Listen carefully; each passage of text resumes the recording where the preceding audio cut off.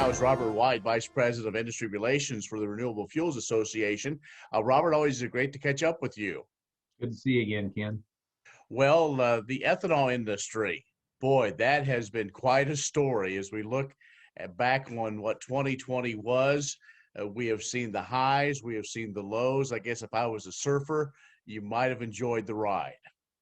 That's right. I mean, you go back to the beginning of the year, and we had a huge win in the 10th Circuit Court case, which basically said that almost all of the small refinery exemptions that EPA had been granting carte blanche since the Trump administration had taken over were illegal and needed to be rescinded and taken back, and those gallons to be reallocated.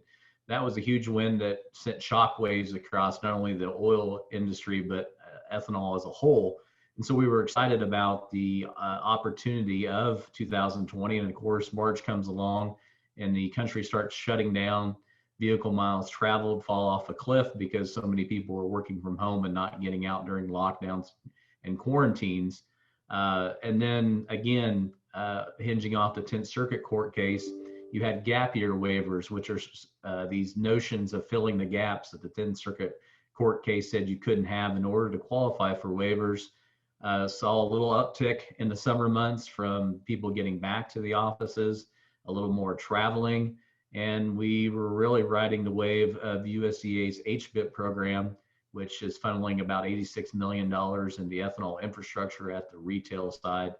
And we hope and know that in the next 18 months, we're going to see a good uptick in E15 and E85 availability.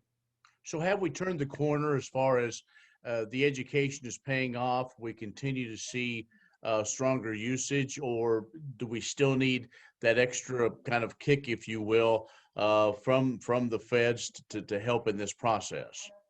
Well, until they stop rewarding the oil industry for everything they do, we will continue to need that support as well. I mean, just during the COVID crisis and the handouts that have been given, I mean, ethanol still sits here waiting for anything to come about to help us offset our financial crisis given the pandemic. I mean, we're still providing half of the CO2 in this country. That's again going to be needed in a high capacity when the vaccines are ready to be distributed, from everything from dry ice to the packing plants for food. I mean, we're so entrenched in this economy and in agriculture that I think a lot of people don't understand that. But at every turn, the oil industry continues to get those handouts. I think that'll be a little different under a Biden administration. But nonetheless, the pandemic is still here and it's still affecting us.